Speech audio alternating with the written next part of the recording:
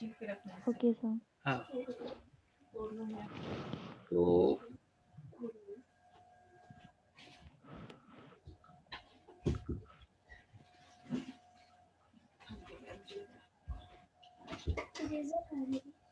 Sir आज account का class होगा या लॉ का? अकाउंट्स का हो रहा है।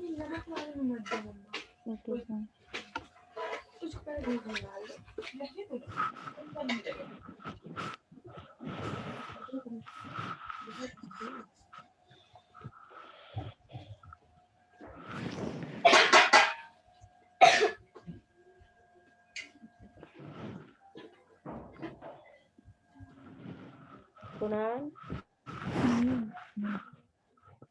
चलिए, मैं आप जल्दी से बुक लेते आइए, ठीक है ना। आज ओके मैं सर। आपको final accounts of non manufacturing entity बता रहा हूँ। Okay sir. और सबसे पहले सोल प्रोप्राइटरशिप का फाइनल अकाउंट्स कैसे बनाते हैं उसके बारे में बता रहा हूँ। फाइनल अकाउंट्स में क्या क्या इंक्लूड होते हैं? Whenever we talk about final accounts, what does it mean? आपसे बात कर रहा हूँ मैं। यस सर, हाँ, आवाज आ रही है आपकी, हाँ, क्लियर नहीं फाइनल हो रही। अकाउंट तो फर्स्ट ईयर में पढ़े हैं, 11 में पढ़े हैं। फाइनल अकाउंट्स में क्या क्या चीज इंक्लूड होता है? फाइनल अकाउंट्स में हाँ, फाइनल अकाउंट्स मतलब प्रॉफिट क्या? एंड हाँ, सही है, सही है, सही है। Profit and loss account, hmm, trading account भी होता है, हम्म, बैलेंस शीट होती है। ठीक है, बहुत अच्छी बात है। और आपके बुक में इतनी ही बात लिखी है, लेकिन फाइनल अकाउंट में और चीजें भी आती हैं। सोल प्रोप्राइटरशिप में तो इतना ही काफी है। इसके अलावा कैश फ्लो भी होता है, नोट होता है, तो वो आपके सिलेबस में नहीं लिखा, ठीक है ना। तो ओके सर।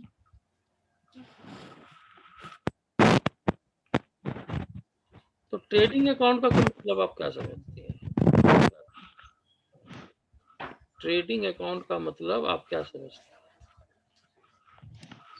हैं? फैक्ट्री से रिलेटेड जितना भी खर्चा होता है वो ट्रेडिंग अकाउंट में आता है। ट्रेडिंग अकाउंट्स में गुड्स, मैन्युफैक्चरिंग। हाँ, गुड्स के खरीदने से लेकर के उसको बेचने तक का जो खर्चा है, कहने का मतलब आप ऐसा कह यस लीजिए सर। कि किसी सेल करने के लिए जो जो खर्चे जरूरी हैं वह ट्रेडिंग अकाउंट में आता है।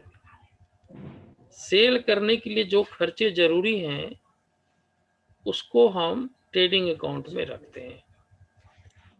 और यस सर। ट्रेडिंग अकाउंट का जो रिजल्ट होता है, यानी जो भी बैलेंसिंग फिगर है, उसको क्या कहते हैं? ग्रॉस ग्रॉस प्रॉफिट या प्रॉफिट। Gross loss. तो ट्रेडिंग अकाउंट में हम उस एक्सपेंसेस को लिखते हैं जो सेल करने के लिए, गुड्स को सेल करने के लिए जरूरी होता है, ठीक है ना। Yes yes sir. अब इससे आपको क्या समझ में आ रहा है? ये दो चीज, पीएल अकाउंट और बैलेंस शीट में ये चीजें जो फिगर लिखी हुई हैं, इससे आपको क्या समझ में आ रहा है?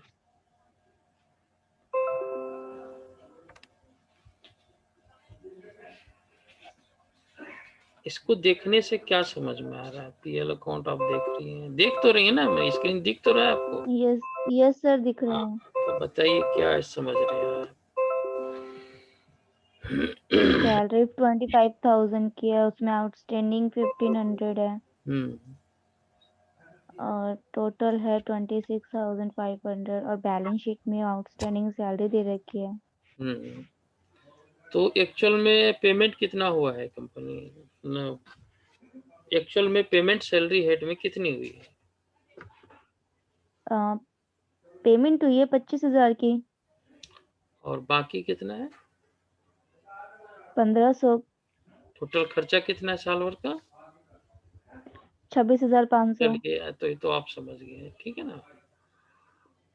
ठीक है, तो ये सब तो समझते हैं। मैचिंग प्रिंसिपल्स क्या होता है? मैचिंग कॉन्सेप्ट भी कहते हैं इसको। इसका क्या मतलब होता है? इसको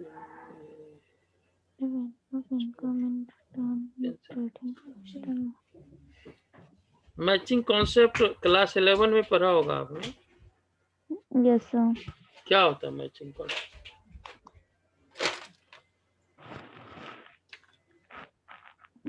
मैचिंग Sir, कॉन्सेप्ट हाँ हाँ, कोई बात नहीं। मैचिंग कॉन्सेप्ट मीन्स होता है कि जिस पीरियड के लिए आप फाइनल अकाउंट बना रहे हैं, उस पीरियड से रिलेटेड सारे एक्सपेंसेस और सारे इनकम आने चाहिए।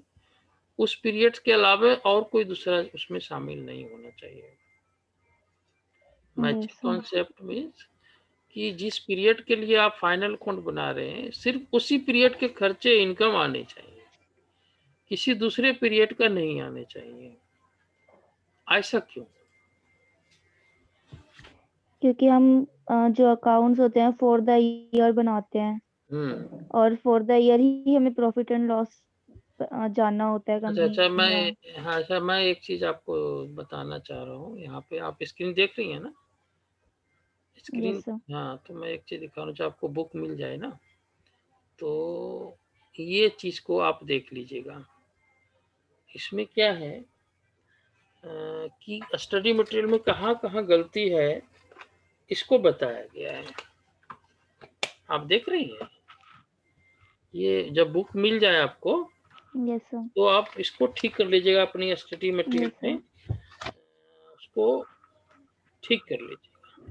जो आज चैप्टर में पढ़ा रहा हूँ, मैं देख रहा हूँ उसमें कोई गलती है क्या? उसमें कोई गलती नहीं है। आज जो मैं चैप्टर पढ़ा रहा हूँ, ठीक है ना, तो उसमें कोई गलती नहीं है, इसमें सब सही ओके है। सर। इसको ठीक से देख लीजिएगा। तो matching okay sir. Concept means हुआ कि भाई जिस पीरियड के लिए आप फाइनल इनकम बना रहे हैं, उस पीरियड से रिलेटेड ही खर्चे इनकम आने चाहिए। वो इसलिए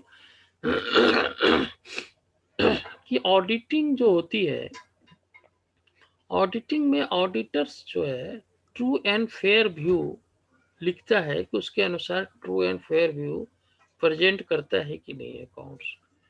ट्रू एंड फेयर व्यू उसी समय होगा जब सिर्फ उसी ईयर के खर्चे इनकम लिए जाएंगे। अगर उस ईयर के अलावा किसी और ईयर के शामिल करेंगे, या उस ईयर के हैं आप शामिल ही नहीं कर रहे हैं, तो ट्रू एंड फेयर व्यू तो नहीं हो सकता है। समझ रहे बात को? तो इसलिए मैचिंग यस सर। कॉन्सेप्ट को फॉलो करना चाहिए। और ट्रेडिंग अकाउंट का बारे में बताया गया है कि इससे ग्रॉस प्रॉफिट या ग्रॉस लॉस पता चलता है।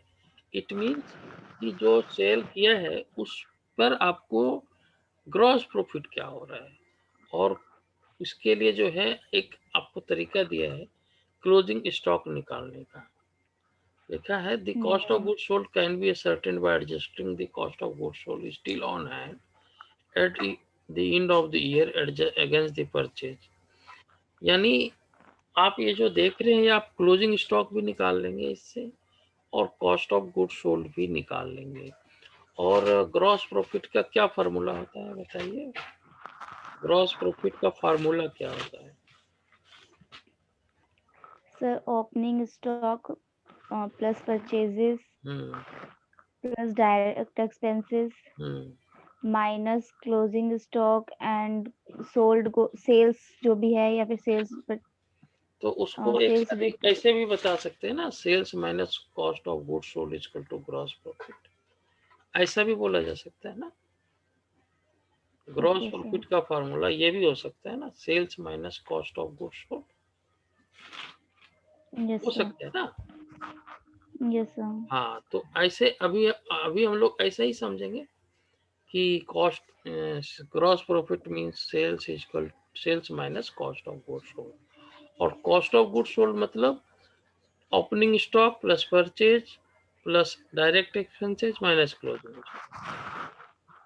आई होप कि इतना आप पता होगा। Yes sir. हाँ ठीक है। अब देखिए, क्लोजिंग स्टॉक निकालने का तरीका इसने इस जो ऊपर में फार्मूला लिखा है उसी को नीचे बताया गया है कि मान लेते हैं cost of unsold goods at the beginning. वास्तव में इसका दूसरा नाम क्या हो सकता है?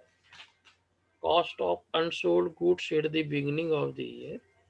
इसका दूसरा नाम ओपनिंग क्या है? स्टॉक। Opening stock. ओपनिंग। तो ओपनिंग स्टॉक कितना था? परचेज आपने इतना किया 1,65,000, और जिसको बेचा उसको आपने खरीदा था 1,45 में।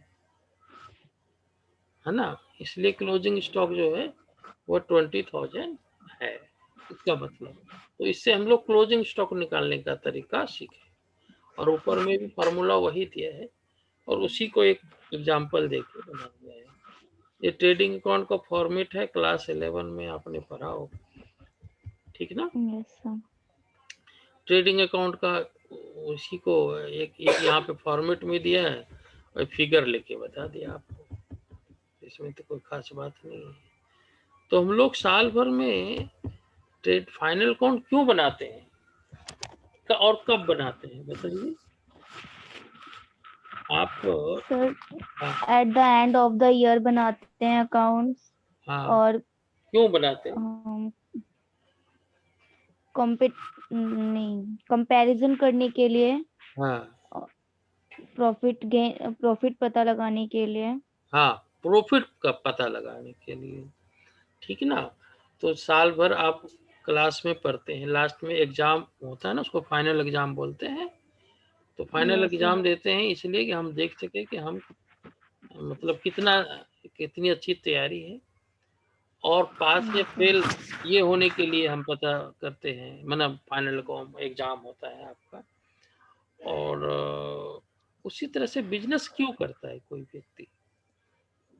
कोई व्यक्ति बिजनेस क्यों करता है? सर सिंपल सा जवाब है, इसमें क्या दिक्कत है?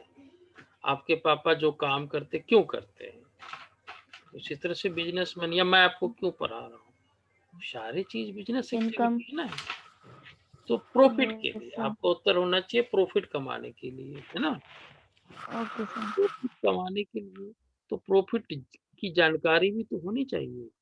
तो प्रॉफिट की जानकारी कैसे बिजनेसमैन प्राप्त करेगा? क्या चीज बना करके? Net accounting. अकाउंटिंग में क्या चीज बनाते हैं जिससे नेट प्रॉफिट या नेट लॉस का पता चलता है? Profit and loss account. बहुत सुंदर।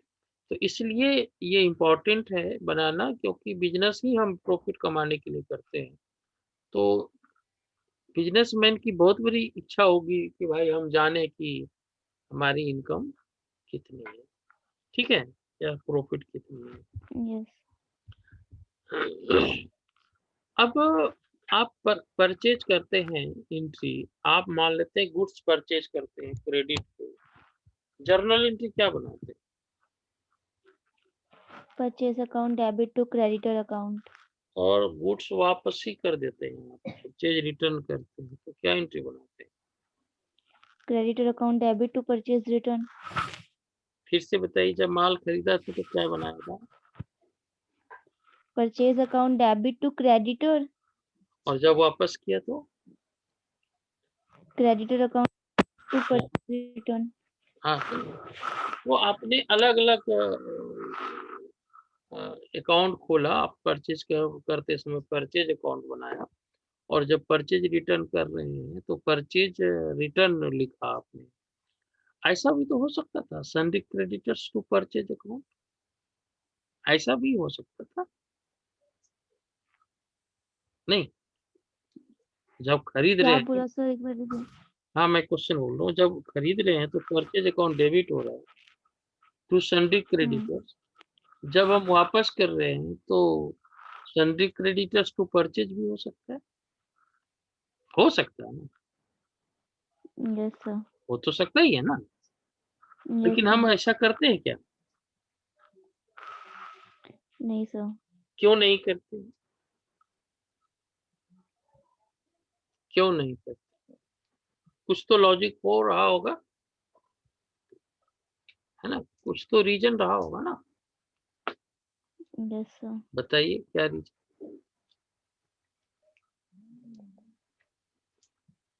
क्या रीजन? क्योंकि हम सब्सिडरी बुक्स जो है वो परचेज रिटर्न्स की भी बनाते हैं, इसलिए शायद। चलिए, इसका रीजन ये है कि परचेज रिटर्न अच्छी चीज है या बुरी चीज है? क्या हमें परचेज माल वापस रिटर्न। करना अच्छा लगता है? नहीं। नहीं लगता अच्छा। ये हम करते हैं, कब परचेज रिटर्न पॉसिबल है बताइए? परचेज रिटर्न कब होता है, क्यों होता है? जब गुड्स जो है वो डिफेक्टेड है, हम्म या फिर जैसे हमने मांगे थे गुड्स वैसे नहीं है। स्टैंडर्ड के अनुसार नहीं है, ठीक है। डैमेज है गुड्स, है ना? Yes sir. क्या समय पे उसने माल टाइम नहीं पे नहीं पहुँचाया, दिया, माल नहीं डिलीवरी नहीं कर गई। डिलीवरी समय पे नहीं, डिलीवरी। तो ये अच्छी चीज़ नहीं है। We don't want to purchase return, है ना? हम लोग चाहते नहीं हैं कि यस परचेज़ सर। रिटर्न करें, लेकिन हो जाता है। कभी-कभी ऐसा ज़रूरत हो जाती है।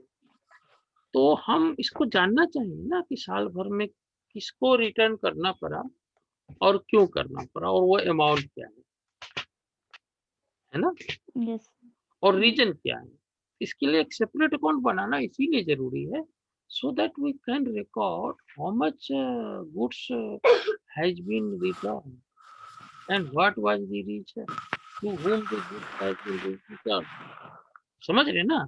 So that it can be minimised, it is not good to the business. बात समझ रहे हैं? तो इसलिए अलग से ओके सर। करना। अब साल भर में अब ट्रेडिंग अकाउंट नॉमिनल अकाउंट है या पर्सनल अकाउंट है या रियल अकाउंट क्या है? सर? ट्रेडिंग अकाउंट नॉमिनल है, पर्सनल है या रियल अकाउंट? Purchase return. नहीं, trading account sir nominal account है। नॉमिनल है, बिल्कुल सही बात। परचेज न- से रिलेटेड सभी जो है नॉमिनल अकाउंट होते हैं, ठीक ना?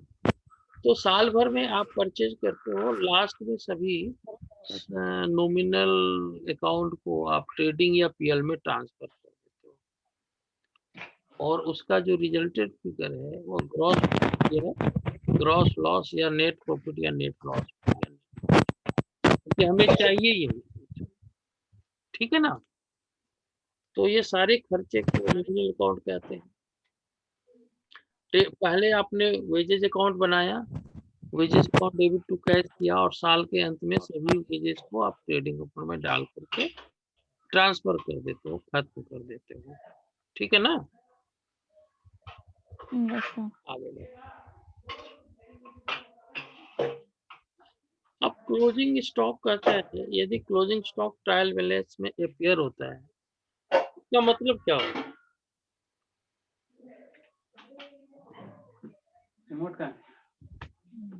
हाँ, ओके। दो तरह से क्लोजिंग स्टॉक हो सकता है। पहले तो ये हो सकता है कि क्लोजिंग स्टॉक ट्रायल बैलेंस में ना हो और नहीं कर दूसरा ले। हो सकता है कि ट्रायल बैलेंस से बाहर हो। सुनिए, सर वो रिकॉर्डेड नहीं था इसलिए। मैं फिर से बोल रहा हूँ, क्लोजिंग स्टॉक जो है ट्रायल बैलेंस से बाहर एक समय में हो सकता है और एक में ट्रायल बैलेंस के अंदर हो सकता है। There will be two situations of closing stock. Closing stock यदि ट्रायल बैलेंस से बाहर है, इसका मतलब क्या है? और अगर ट्रायल बैलेंस के अंदर है तो इसका मतलब क्या है? ये सभी क्लास 11 की चीजें हैं। Yes sir. हम्म,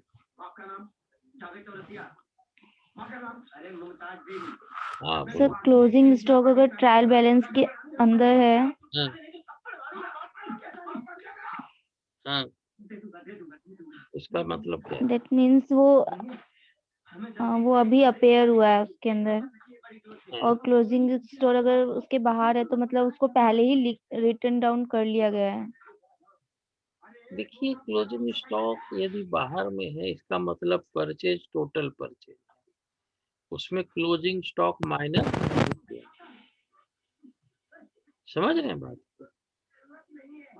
परचेज यस का सर। कुछ हिस्सा जो है, जो सेल नहीं किए हैं, वो बाहर में दिख रहा है ट्रायल बैलेंस में। Yes sir. तो इसका मतलब परचेज जो है टोटल परचेज है, जितना साल भर में खरीदा, वह परचेज सिर्फ नहीं है जिसको बेचा आपने, it includes the closing stock. Closing stock उसमें माइनस नहीं है, इसका मतलब ये है। तो क्लोजिंग स्टॉक अगर माइनस नहीं है, अब परचेज आपने पूरा लिखा है, तो परचेज क्या पूरा लिखना चाहिए क्या? जो अभी स्टॉक बचा हुआ भी है, क्या वह इंक्लूड करके परचेज लिखना चाहिए क्या? अगर मान लेते हैं आप 1 लाख रुपया का गुड्स खरीदते हैं और 80,000 रुपये का माल बेच देते हैं, 20,000 का अभी भी पड़ा हुआ है, तो आपका एक्सपेंसेस कितना होगा? मैं आपसे फिर से बोल रहा हूँ, 1 लाख का यस गुड्स सर। खरीदते हैं आप, 80,000 के गुड्स को बेच देते हैं, 20,000 आपके पास पड़ा हुआ है, तो ट्रेडिंग अकाउंट में या इस साल का एक्सपेंसेस कितना हुआ? 1 लाख। आप फिर नहीं समझे। आपने 1 लाख का सामान खरीदा, 80,000 के सामान को बेचा,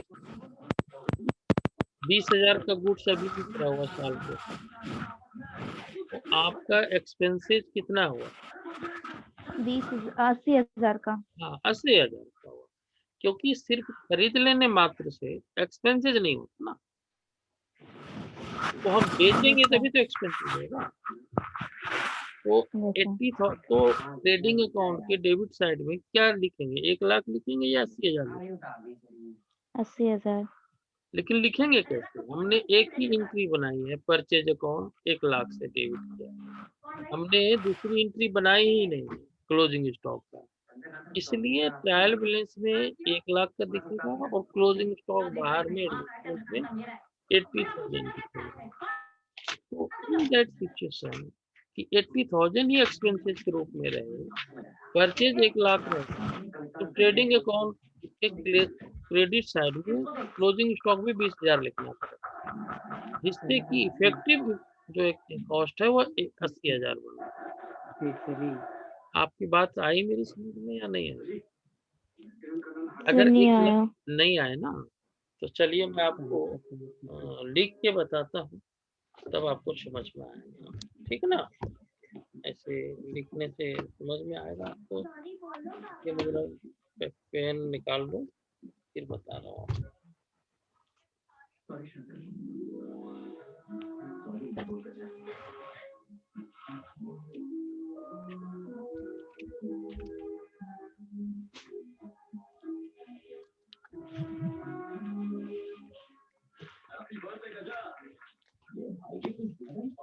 बता रहा हूँ।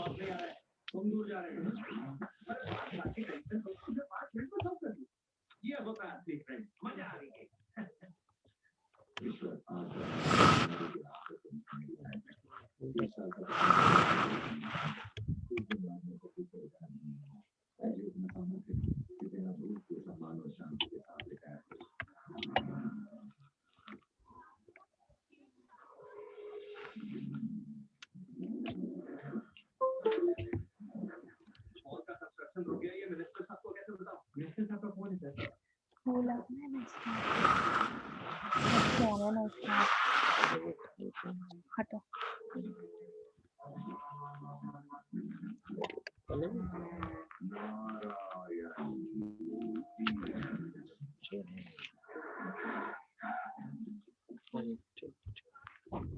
एक मिनट एक मिनट।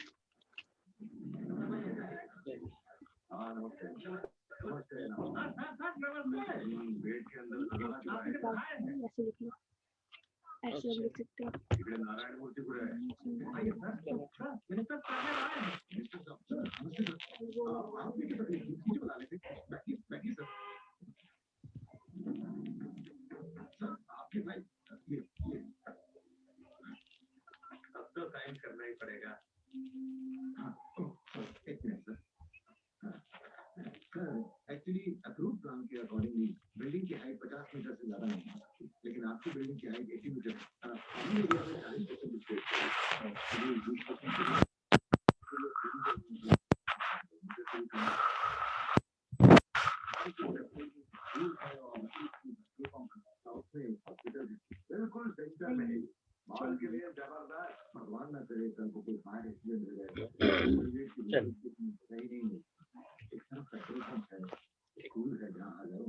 ये ट्रेडिंग है।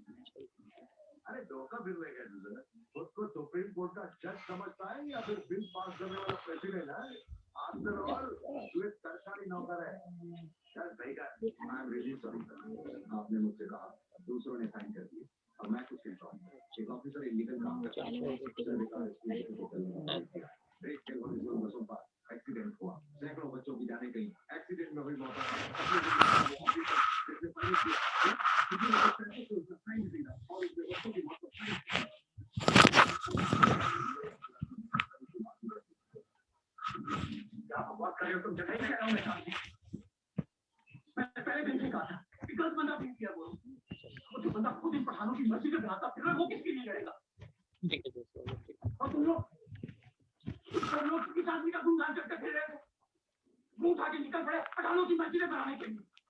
टीवी बंद करवा दो। राघवेंद्र टीवी बंद कर दी। मैंने बंद नहीं की है, चालू नहीं की। खाना खा लो, थोड़ा आवाज थोड़ी और धीमी कर।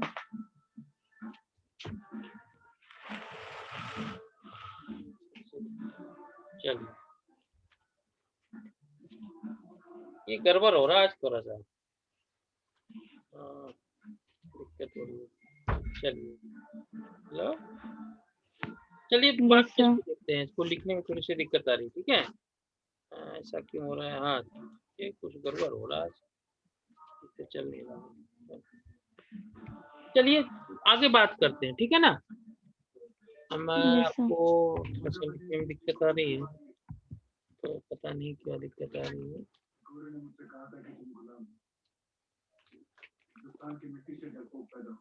जीरो में कुछ दिक्कत आ रही है। चलिए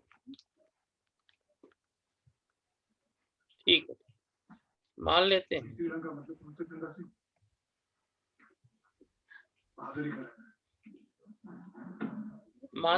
कि 1 लाख के गुड्स को 80,000 के गुड्स को आप 1,20,000 में बेच दिया, ठीक है? आप समझ रहे हैं मेरी बात? हेलो, हाँ, यस सर। 80,000 की चीज को 1,20,000 में बेच दिया, कितने का फायदा हुआ? 40। अब अगर हम क्लोजिंग स्टॉक को क्रेडिट साइड में नहीं लिखेंगे तो गलत रिजल्ट आएगा। उस सिचुएशन में या तो आप परचेज 80,000 बनाइए, तभी नेट ग्रॉस प्रॉफिट जो है 40,000 आएगा, क्योंकि मैचिंग कॉन्सेप्ट में इस साल के एक्सपेंसेस को हमें सिर्फ लिखना है। इस साल का एक्सपेंसेस 80,000 है, ठीक है ना मेरी बात? Yes sir. तो 80,000 बनाने के लिए जो क्लोजिंग स्टॉक है वो तो एक्सपेंसेस है ही नहीं, उसको जो हमें क्रेडिट साइड में लिखना है। तो बाय स्टॉक ये जो है 20,000 हम लिखेंगे और इस तरह से 1,40,000 ये हो जाएगा और इधर भी 1,40,000 हो जाएगा।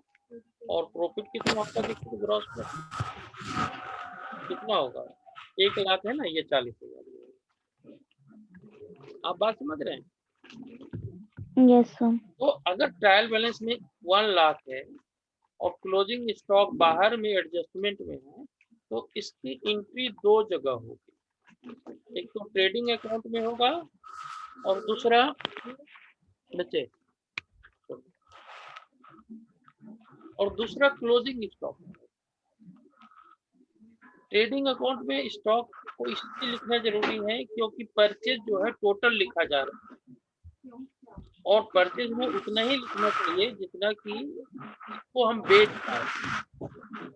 जिसको बेचे नहीं है वो एक्सपेंसेस नहीं है, इसलिए उसको इनकम साइड में लिखा। और बैलेंस शीट में 20,000 लिखने का मतलब क्या हुआ बताइए? बैलेंस शीट में क्यों लिखेंगे 20,000?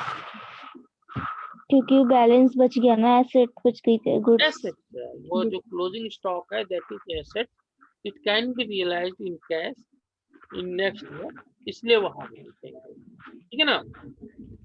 तो अब हम दूसरा चीज आपको बता रहे हैं कि मान लेते हैं, दूसरा एग्जांपल ले रहे हैं।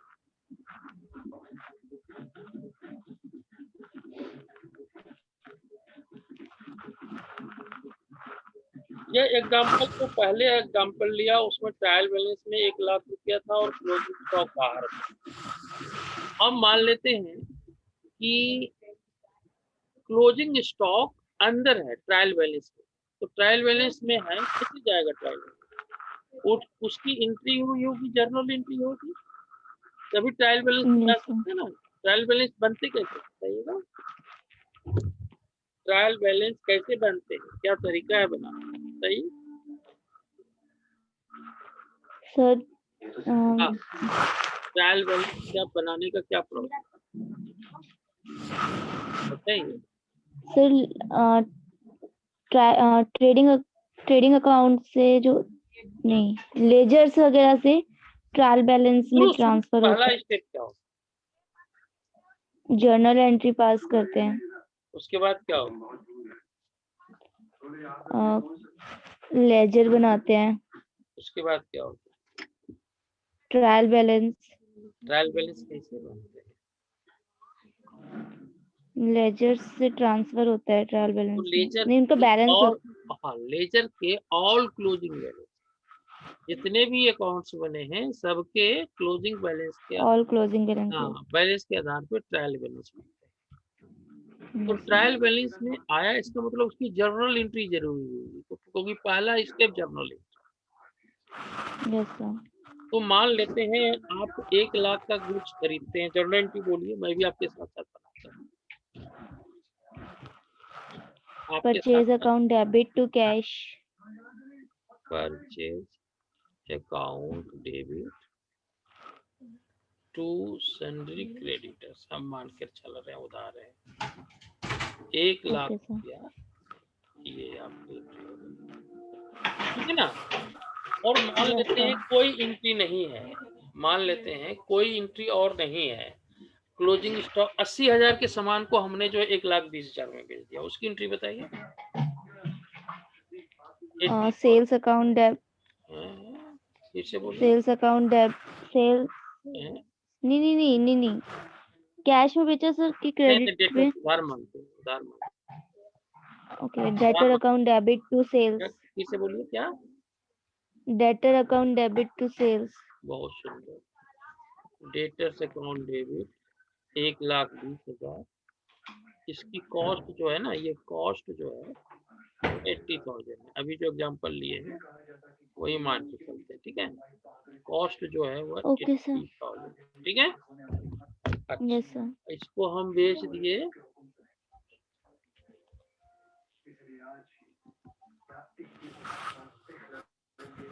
1,20,000, ठीक है ना। इतना ही एंट्री है। ट्रायल बैलेंस बताइए क्या होगा इसका, ट्रायल बैलेंस बनाइए, तो ट्रायल बैलेंस बना के बताइए। दो एंट्री का ट्रायल बैलेंस बनाइए आप। परचेज बैलेंस, एक मिनट मैं बना देती हूँ। ट्रायल बैलेंस में लिख रहा हूँ आपके साथ।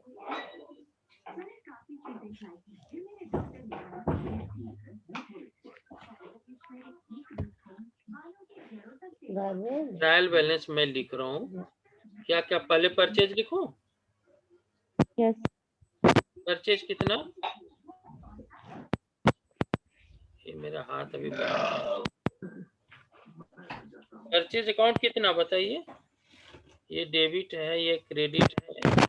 परचेज अकाउंट में कितना और किधर लिखा जाए बताइए जल्दी से। 1 लाख से डेबिट साइड। डेबिट साइड, बहुत सुंदर, तो 1 लाख से डेबिट हो गया, ठीक है ना। अच्छा, और दूसरा क्या लिखूं?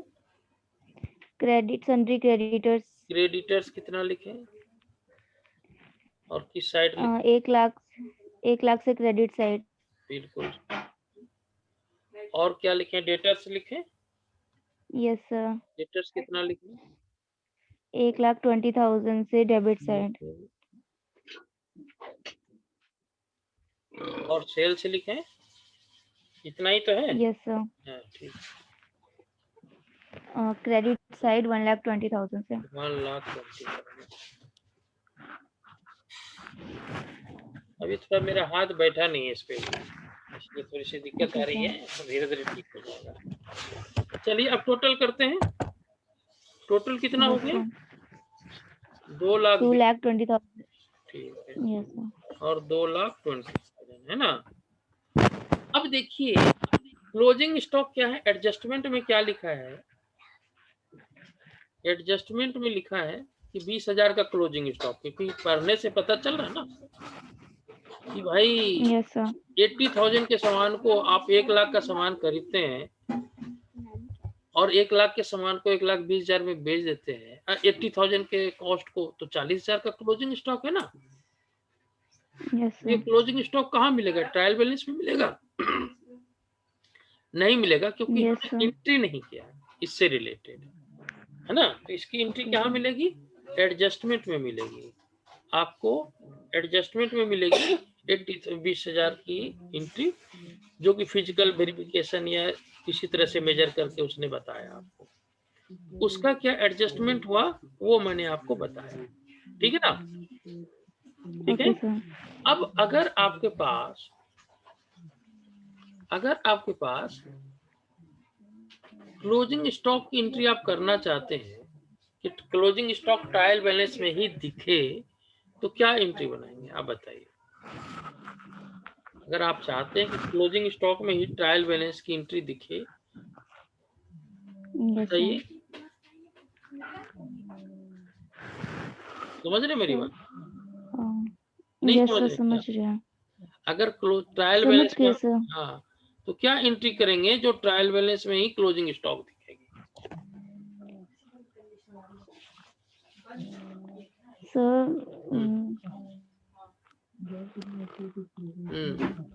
बोलिए।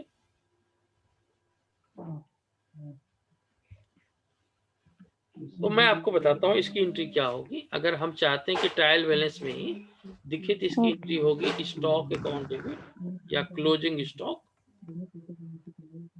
Closing stock account debit 20,000 yes sir. और टू परचेज 20,000। इस सिचुएशन में जो है ट्रायल बैलेंस में जो परचेज है वह 80,000 अपने आप आ जाएगी, क्योंकि 20,000 1 लाख से डेबिट हुआ था, परचेज 20,000 से क्रेडिट हुआ, वह 80,000 पे आ जाएगा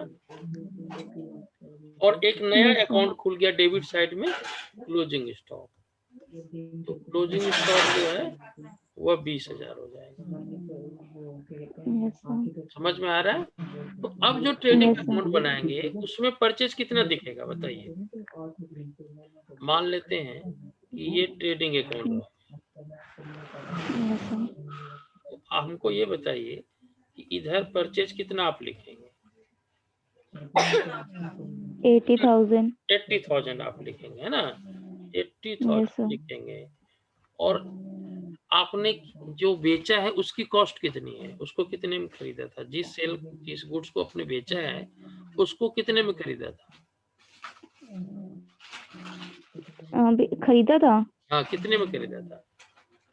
80,000 में ही। 80,000।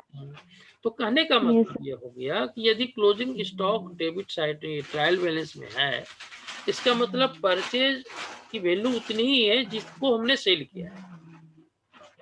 Yes sir. और आप अगर यहाँ पे सेल लिखेंगे तो सेल तो हमने 1,20,000 में किया है, तो यहाँ पे प्रॉफिट कितनी आएगी बताइए? ग्रॉस प्रॉफिट 40,000 आएगी। Yes sir. तो इट मीन्स ये हुआ कि अगर क्लोजिंग स्टॉक ट्रायल बैलेंस से बाहर है, इसका मतलब है कि परचेज जो है फुल वैल्यू पे है, उसमें क्लोजिंग स्टॉक माइनस नहीं हुआ है और परचेज नेट आ जाए, इसीलिए क्रेडिट साइड में हमें उतनी फिगर लिखनी पड़ती है जितनी की क्लोजिंग स्टॉक होती है, जिससे कि इफेक्टिव कॉस्ट परचेज का उतना ही रहे जितना कि हमने जिस कॉस्ट वाली सामान को हमने बेचा है। और यदि closing stock trial balance okay में सर। है, इसका मतलब ट्रायल बैलेंस में परचेज एडजस्टेड है और सिर्फ उतना ही परचेज दिख रहा है जिसको हमने बेचा है, क्योंकि closing stock debit to purchase account हमने करा, इट मीन्स कि परचेज उतने वैल्यू से कम हो गई है जितने वैल्यू का क्लोजिंग स्टॉक है हमारे पास, और परचेज नेट उतना ही बचेगा जिसको कि हमने बेचा है। तो इसलिए ट्रेडिंग अकाउंट में क्लोजिंग स्टॉक नहीं आएगा उस सिचुएशन में जबकि क्लोजिंग स्टॉक ट्रायल बैलेंस में दिख रहा है, क्योंकि परचेज जो है नेट पे दिख रहा है, इसलिए उसको बैलेंस करने की जरूरत नहीं है। और क्लोजिंग स्टॉक अगर सिर्फ ट्रायल बैलेंस में दिख रहा है, इट मीन्स उसका सिर्फ एक ही जगह एडजस्टमेंट होगी, एक ही बार ट्रीटमेंट होगी। तो ट्रायल बैलेंस में जितने भी आइटम होते हैं उसका एक ही बार ट्रीटमेंट होता है, या तो ट्रेडिंग में लिखेंगे, या तो पीएल में लिखेंगे, या तो बैलेंस शीट में लिखेंगे, सिर्फ एक बार लिखेंगे। और जितने जो एडजस्टमेंट में एंट्रियां रहती हैं, मैक्सिमम केसेस में उसकी 2 बार एंट्री होती है, एक बार या तो ट्रेडिंग या पीएल में, और सबका फिर से बैलेंस शीट। फिर से सुनिए, ट्रायल बैलेंस में जितने भी आइटम होते हैं सबकी एक बार एंट्री होती है, चाहे वह ट्रेडिंग में होगी या पीएल में होगी या बैलेंस शीट में। और एडजस्टमेंट में जितनी होती है उसकी 2 बार एंट्री होती है, तो उसकी हुई ही नहीं है अभी तक एक बार भी।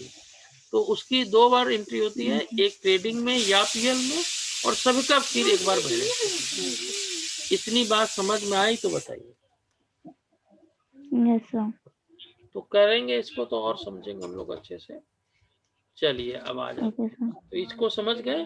क्लोजिंग स्टॉक यदि ट्रायल बैलेंस में है तो कहाँ पे एंट्री होगी बताइए, कहाँ एंट्री होगी?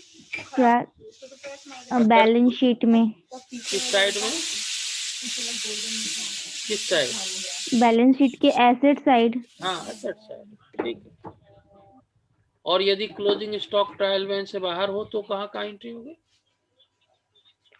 ट्रेडिंग अकाउंट और बैलेंस शीट। ट्रेडिंग अकाउंट में कहाँ पे लिखेंगे? क्रेडिट साइड या डेबिट? Credit side. ठीक। देखिए, एक आपने शुरू के चैप्टर में पढ़ेंगे, मैंने पढ़ाया नहीं है लेकिन शुरू के चैप्टर में आप पढ़ेंगे, जो है कंजर्वेटिव कॉन्सेप्ट। समझ रहे हैं बात को? Yes sir. उसका मतलब क्या होता है? कंजर्वेटिव कॉन्सेप्ट का क्या मतलब होता है? Conservative assets. नहीं, कॉन्सेप्ट होता है तो क्या मतलब होता है?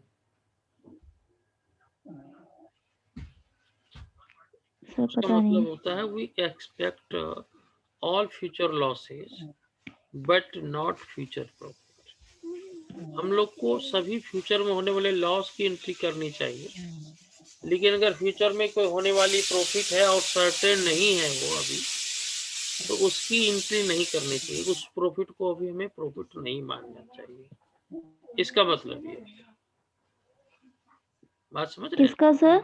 फिर से मैं बताता हूँ। कंजर्वेटिव कॉन्सेप्ट ये कहता है कि फ्यूचर में होने वाले सभी प्रॉफिट को, लॉस को आप जरूर अभी ही एंट्री कर डालें, अभी ही उसको लॉस मान लीजिए, जो अभी यस सर। बिल्कुल कंफर्म नहीं हुआ है लेकिन होने वाला है। लेकिन फ्यूचर में कोई होने वाली प्रॉफिट है विच इज नॉट सर्टेन, कि अभी मिलेगा ही, सर्टेन नहीं है, तो ओके सर। उसको एंट्री को, सर्टेन है तो कोई दिक्कत नहीं है। समझ रहे हैं? इससे रिलेटेड अकाउंटिंग स्टैंडर्ड 9 है, रेवेन्यू रिकॉग्निशन से रिलेटेड। तो अगर सर्टेन नहीं है तो उसको अभी मत एंट्री कीजिए।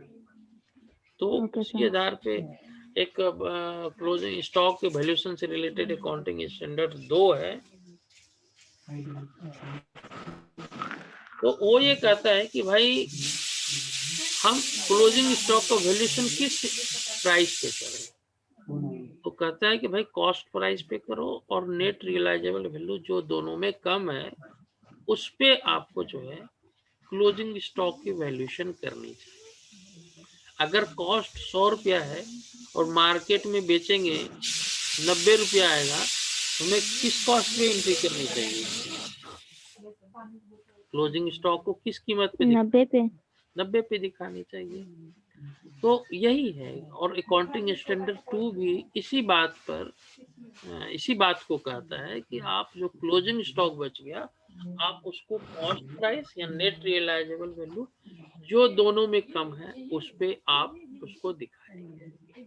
और स्टॉक जो है वो सबसे बड़ा सेंसिटिव इशू होता है अकाउंटिंग में, और इसमें सबसे ज्यादा मैनिपुलेशन की संभावना होती है। ठीक है ना? आगे बढ़ते हैं। तो देखिए आप ट्रेडिंग अकाउंट में ये सारे जितने भी नॉमिनल अकाउंट हैं, डायरेक्ट एक्सपेंसेस हैं, परचेज हैं, वो सब आपको दिखाते हैं इस तरह से इनको करके। साल भर आप उसको परचेज अकाउंट डेबिट करते हैं और साल के अंत में सब उसको क्रेडिट करके सारे रेवेन्यू अकाउंट को खत्म कर देते हैं। इस सवाल को बनाइए आप।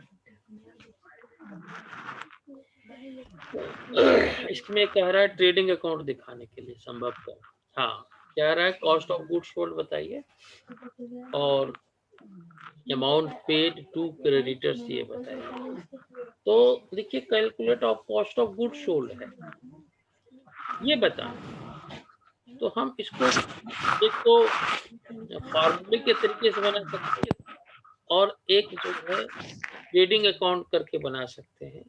मेरे विचार से ट्रेडिंग अकाउंट ज्यादा आसान रहेगा ना, दोनों तरीके से इसको समझ लेते हैं। इसको शुरू करते हैं बनाना, ठीक है। तो ट्रेडिंग अकाउंट से हम आपको बता रहे हैं।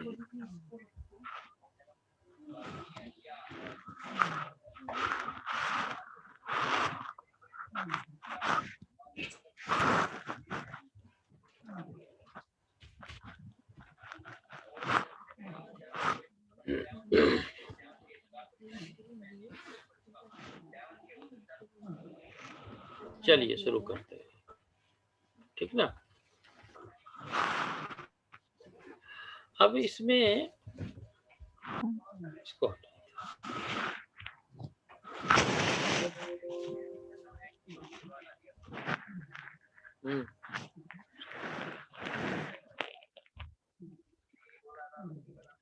तो इस सवाल को देखते हैं। इस सवाल में परचेज है, सेल्स है, तो पर डेबिट में ट्रेडिंग अकाउंट में कैसे लिखेंगे बताइए।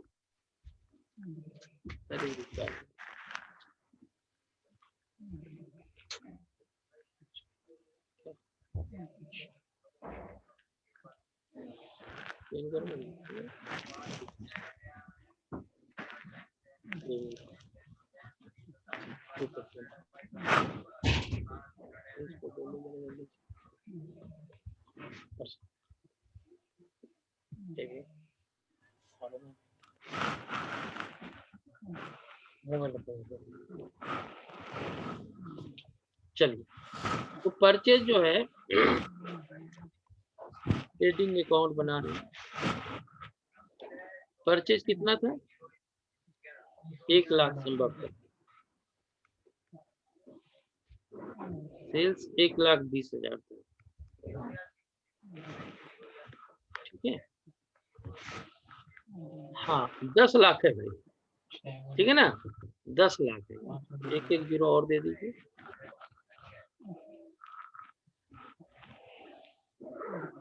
और एक जीरो और दे दिया। उसके बाद डेटर क्रेडिटर्स तो आएगा नहीं, ओपनिंग स्टॉक आएगा। ओपनिंग स्टॉक कहाँ आएगा बताइए। Debit side. डेबिट साइड क्यों आता है इधर, ओपनिंग स्टॉक बताएंगे क्यों आता है। क्योंकि स्टॉक हमारी एसेट है और उसका बैलेंस डेबिट होता है। नहीं, पिछले साल का ये क्लोजिंग स्टॉक, तो उस समय क्रेडिट साइड लिखा होगा। पिछले साल ये जरूर एसेट था, लेकिन उस ओपनिंग स्टॉक को इस साल तो बेच दिए होंगे ना। Yes sir.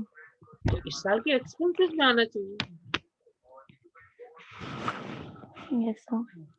तो वो जो क्लोजिंग स्टॉक है वो इस साल का ओपनिंग स्टॉक है, और हम मानकर चलेंगे कि ये पूरी तरह से बिक गया है इस साल, और सेल वैल्यू सेल में है। तो नेट प्रॉफिट जानने के लिए या ग्रॉस प्रॉफिट जानने के लिए उसको आप खर्चे में तो दिखाओगे ना। Yes sir. तो इसलिए एक्सपेंसेस में इसको दिखाना जरूरी है।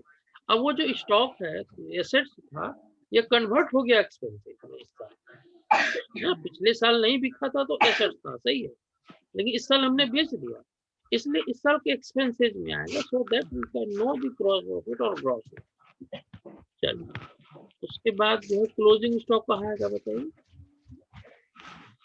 Credit side. क्रेडिट साइड क्यों आएगी बताइए। अभी हाँ, बताएं क्यों- क्यों आएगा क्लोजिंग स्टॉक? क्योंकि ये बच गया है सर। लेकिन क्लोजिंग स्टॉक बाहर में नहीं है, ट्रायल बैलेंस के अंदर है। आप बताइए, अब बताइए कहाँ है क्लोजिंग स्टॉक जो है, वह ट्रायल बैलेंस के अंदर में, ऊपर में लिखा है trial balance for the financial year, है ना?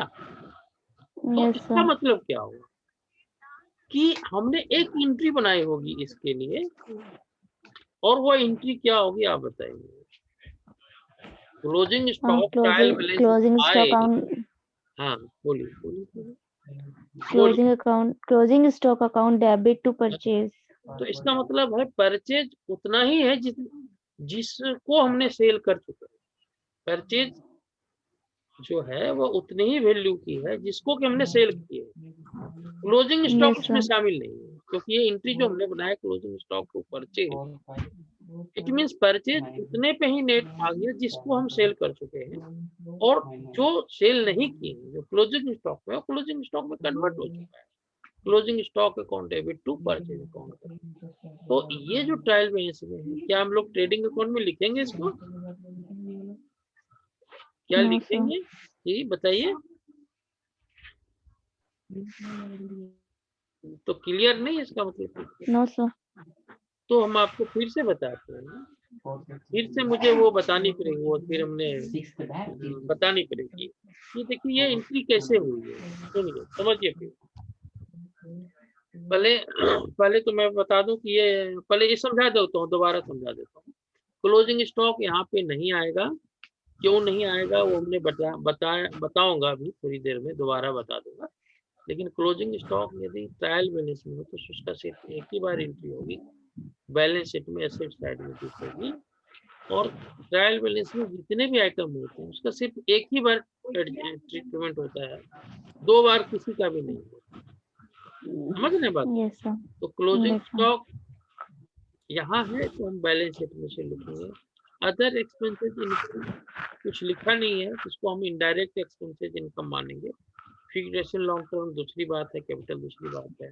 तो हमारा जो closing cost of goods sold है वो पहले हम जानेंगे, लेकिन सबसे पहले तो ग्रॉस प्रॉफिट निकाल लें।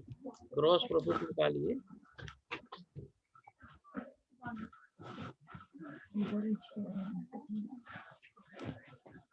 ये तो बराबर ही हो गया है ना?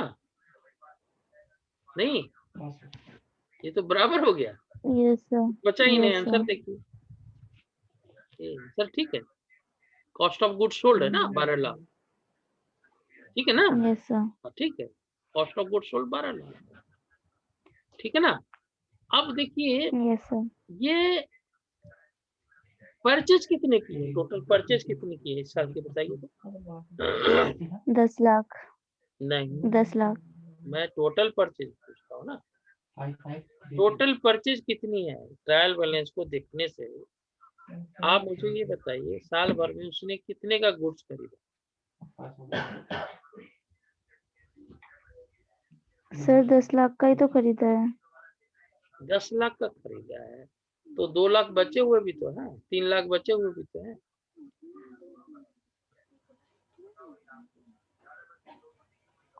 सर वो पर क्लोजिंग स्टॉक लिखा हुआ है 3 लाख। 3 लाख लिखा है और 10 लाख, तो ये यस। क्लोजिंग स्टॉक देखिए, क्लोजिंग स्टॉक ट्रायल में इसके अंदर है। इसकी एंट्री कैसे हुई होगी वो मैं आपको बताता हूँ। देखिए इसकी एंट्री ऐसे हुई है, purchase account debit 13 lakh to creditor 13 lakh, ठीक है ना? और इसकी बन गई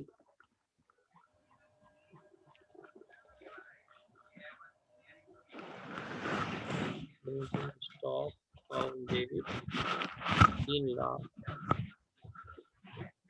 टू परचेज। आप मुझे अब बताइए, अब ट्रायल बैलेंस में परचेज कितने अमाउंट पे दिखेगा? 10 लाख से। 10 लाख। क्लोजिंग स्टॉक कितने अमाउंट पे दिखेगा? 3 लाख। यही तो है, यही तो है। परचेज 10 लाख है, क्लोजिंग स्टॉक 3 लाख।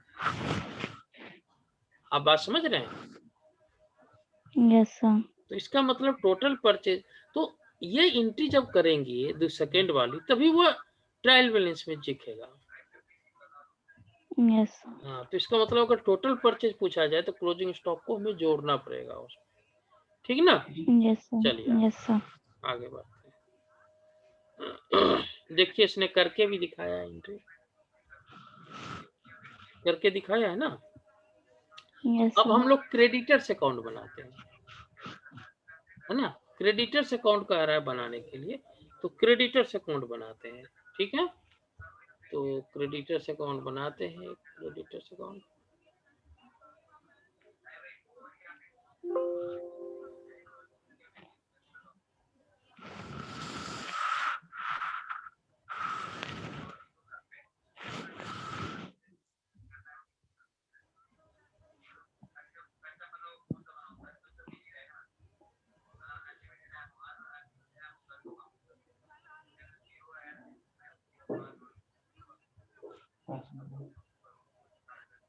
चलिए, तो क्रेडिटर्स अकाउंट बनाइए।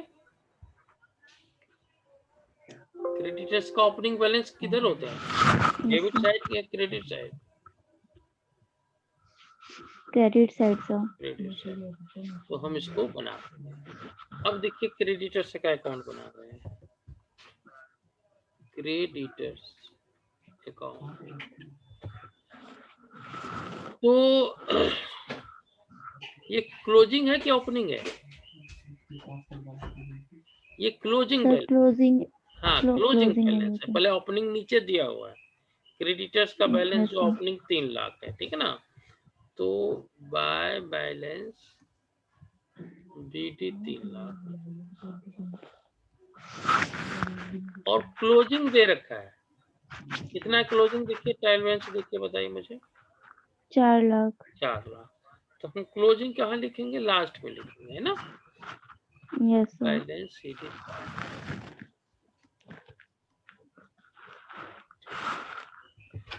उसके बाद उसके बाद तो और कुछ आपको मिल रहा है। हाँ, परचेज मिल गया आपको, अभी निकाले थे ना परचेज। Yes sir. बताइए कितने का परचेज है, परचेज अभी निकाले थे ना।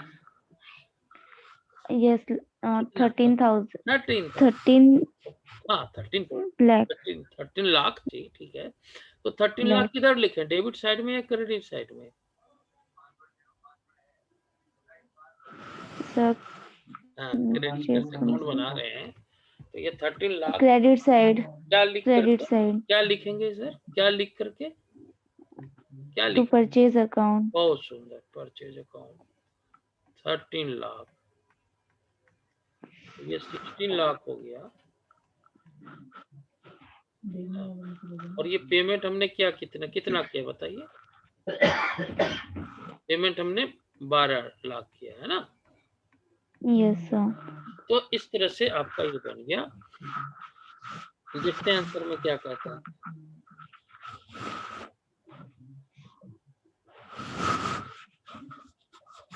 तो परचेस तो हमने निकाल ही लिया, कॉस्ट ऑफ गुड्स सोल्ड भी हमने निकाल लिया।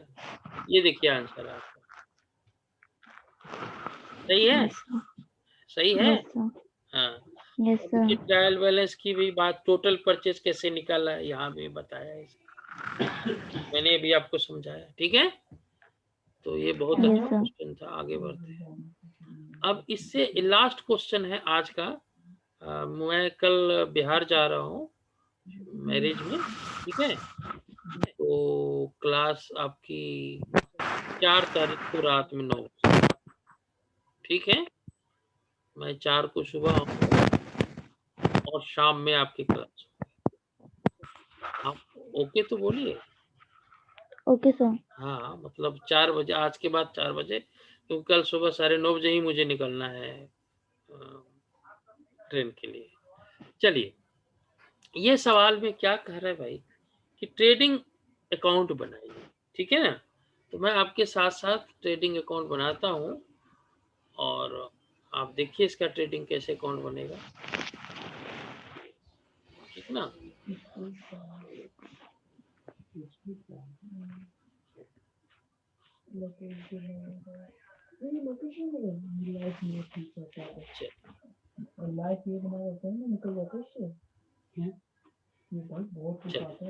तो हम लोग ट्रेडिंग अकाउंट बनाते हैं, हेडिंग वगैरह आपको पता होगा, trading account for the year ended, ये सब तो आप लिखिएगा, है ना। यस उस सर। पर बात नहीं कर रहे। यस।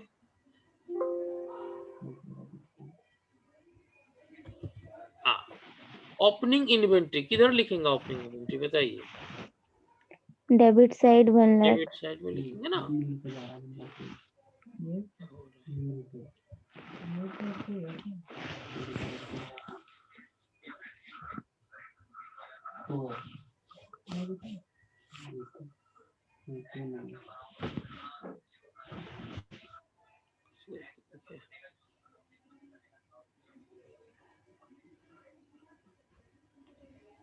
ठीक है, शायद कुछ गड़बड़ हो रहा है। डेबिट साइड में आप लिखिए, साथ साथ कॉपी है ना आपके पास। Yes sir. हाँ, कॉपी में लिखिए, शायद नहीं गन नहीं है, टीम और मार के ले लेगा तो ठीक है।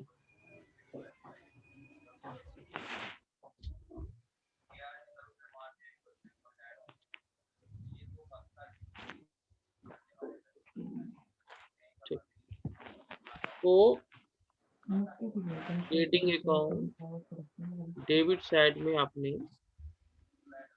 ओपनिंग स्टॉक लिखा, कितने की है, 1 लाख। 1 लाख। ठीक, 1 लाख हमने ट्रेडिंग को। फिर परचेज अकाउंट है, परचेज अकाउंट 6,72,000। ठीक है, उसके बाद कैरेज इनवर्ट क्या होता है ये बताइए,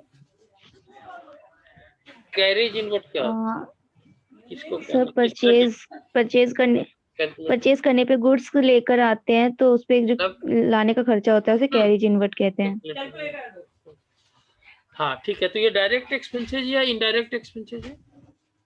सर डायरेक्ट एक्सपेंसेस है। डायरेक्ट एक्सपेंस, तो गुड्स को कंप्लीट होने तक सारे एक्सपेंसेस जो है वो डायरेक्ट एक्सपेंसेस होते हैं। तो हम यहाँ लिखेंगे यस सर। कैरेज, है ना, तो कैरेज है आपका 30,000। उसके बाद वेजेस कहाँ लिखेंगे बताइए, वेजेस भी हमारा डेबिट साइड। डायरेक्ट एक्सपेंसेस है, ये है आपका यस सर। 50,000। उसके बाद सेल्स कितना है, 11,000, है ना। तो सेल्स किधर लिखेंगे, यस सर। क्रेडिट साइड में क्रेडिट साइड। Yes sir. 11,000।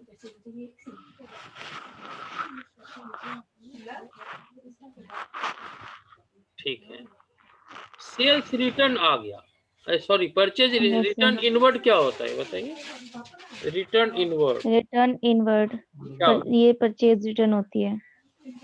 जरा सोच के दिमाग लगा, रिटर्न इनवर्ड है सर, मतलब अंदर आया सर वापस। ये हाँ परचेज रिटर्न है सर ये।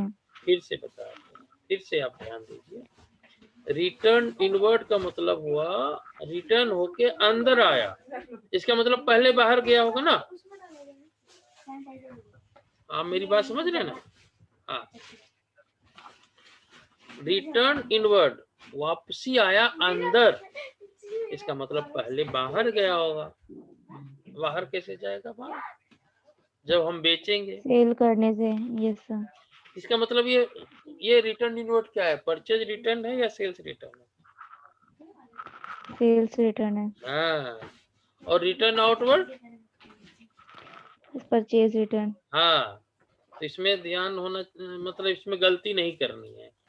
अच्छा, एक तो पहले तो मैं इसको लिख लूं, उसके बाद बात करता हूँ। 1 लाख सेल्स रिटर्न है ना, तो रिटर्न जो है वह 1 लाख है, इसलिए नेट सेल्स जो है वह 10 लाख। ठीक है ना। Yes sir. 10 लाख ये लीजिए, ठीक इसे गोला बना दीजिए। अब वो कितना है, 72,000 जो है वो परचेज रिटर्न है। तो ये जो हम इसको यहाँ जो लिखेंगे, ये जो 6,72,000 माइनस 72,000 है ना, समझ रहे बात को। इसको हम ऐसे लिखेंगे। अभी थोड़ा सा मुझे बहुत अच्छे से यूज करने के लिए नहीं आ रहा, तो यहाँ पे जो है माइनस करके आप हाथ से कर लो वहां पे, समझ रहे ना बात को। ये से कर लिया, हाँ, कर लिया sir. 6,72,000 minus purchase return 72,000। Sir इसे क्रेडिट में भी तो लिख सकते हैं। नहीं नहीं नहीं नहीं नहीं नहीं नहीं कर सकते। आंसर मिल जाएगा, आंसर मिल जाएगा। आप क्रेडिट साइड में लिखेंगे, लेकिन Yes, sir. परचेज सही परचेज नहीं दिखेगी ना। परचेज सही, परचेज की जो सही फिगर है वो तो नहीं दिखेगी ना। Yes, sir. बात समझ रहे हैं ना। सेल्स रिटर्न वाला जो है वो अभी डेबिट साइड में लिख सकते थे, लेकिन सेल्स रिटर्न तो 11 दिखेगी, इधर 1,00,000 रिटर्न दिखेगी। तो वो जो यूजर्स हैं उनको तो सही तरीके से इंफॉर्मेशन आप नहीं दिया ना आपने। अगर वो सेल्स देखे और रिटर्न ना देखे तो कैसे पता चलेगा एक्चुअल सेल्स कितनी है। Are you getting my point और not? Yes, sir. I got it. हाँ, तो कहने का मतलब हुआ आप अलग इधर उधर करेंगे तो पिक्चर सही नहीं आएगी। और यूजर्स जो है, users may not be A chartered accountant ना, और यूजर्स ये भी कर सकता है कि उसका ध्यान नहीं गया उधर, समझ रहे बात। इसलिए हम ऐसा नहीं करेंगे। तो ये 6,32,000। और जो एक फिगर है वो क्या है, क्लोजिंग इन्वेंट्री। ये कहाँ लिखेंगे बताइए हमको जल्दी से। सर इसे बैलेंस शीट में लिखेंगे। हाँ, यहाँ नहीं लिखेंगे। क्यों नहीं लिखेंगे? क्योंकि ये पहले ही माइनस हो चुका है परचेज से। हाँ, और ये एसेट्स है। तो अब जो है ना प्रॉफिट जो है, अब हम कैलकुलेटर से देख रहे हैं। आप ग्रॉस प्रॉफिट निकालिए तो 1,00,000 था शायद ओपनिंग इन्वेंट्री, 1,00,000 है। इसको ठीक कर लीजिए, है ना। ये 1,00,000 है, ठीक है। तो 1,00,000 माइनस 6,00,000 माइनस 30,000 माइनस 50,000। तो इस तरह से 2,20,000 जो है आपका ग्रॉस प्रॉफिट हो रहा है। लड़ना मरेगा तो वैसे भी जीतना तो है नहीं। 2,20,000, ठीक है। तो आंसर देखते हैं। सर 2,55,000 आ रहा है मेरे को। देखते हैं क्या दिक्कत है वो देख लो। 4,20,000 क्लोजिंग स्टॉक बाहर कैसे लिख दिया इसमें? अच्छा, सूचना होगी फिर, ये ट्रायल बैलेंस नहीं है ये, ठीक है ना। ये देखिए, trial is not the trial balance, from the above information लिखा है। इस पे ध्यान देना। आ रही बात समझ में आपको? Okay sir. कहाँ पे गलती होने की संभावना है ये है, अगर ट्रायल बैलेंस है तब तो ठीक कर रहे हैं हम लोग, लेकिन ऊपर में ट्रायल बैलेंस नहीं लिखी। नीचे क्या लिखा है? नीचे हम लोगों ने ये पढ़ा नहीं, ये लाइन है ना, from the above information. Information doesn't mean trial balance, सूचना दिया हुआ। तो इसको हम जो है, अगर आप ऐसा करते हैं जो हमने अभी किया, तो आपको एजम्पशन लिखनी पड़ेगी। तो बेहतर है इसको हम एजम्पशन ऐसा ना माने, और माने कि जो है या परचेज पूरे पे है, this is not trial balance. आप इस पॉइंट को समझे कि नहीं जो मैं बोल रहा हूँ? यस सर, समझ गए। बताइए तो क्या बोला, क्या समझा, क्या समझा? कि अगर ट्रायल बैलेंस में है तो ही हमें बैलेंस शीट में शो करना है क्लोजिंग स्टॉक को, और अगर फॉर द इंफॉर्मेशन है दैट मींस क्लोजिंग स्टॉक को ट्रेडिंग अकाउंट और बैलेंस शीट में शो करना हाँ, है। इंफॉर्मेशन है, ट्रायल बैलेंस नहीं। तो मैं अभी तक तो यही बता रहा हूँ ना भाई, ट्रायल बैलेंस अगर है तो यहाँ पे जो है, यहाँ पे बाय क्लोजिंग स्टॉक जो है वह 2,00,000 है, 2,00,000। तो 2,00,000 ये हो जाएगा, और इस तरह से ये 12,00,000 हो जाएगा, और ये जो 2,20 है वो 4,20 हो जाएगा। है ना? Yes sir. 2 20 जो है वो 4 20 हो जाएगा और ये 4 20 आंसर आपका मिलेगा। Yes sir. आज इतना ही रखते हैं, ठीक है ना? Okay sir. अब आपकी नेक्स्ट क्लास अकाउंट्स की होगी और 4 दिसंबर को होगी, ठीक है? Okay sir. Good night. और गुड नाइट सर। हाँ, गुड नाइट।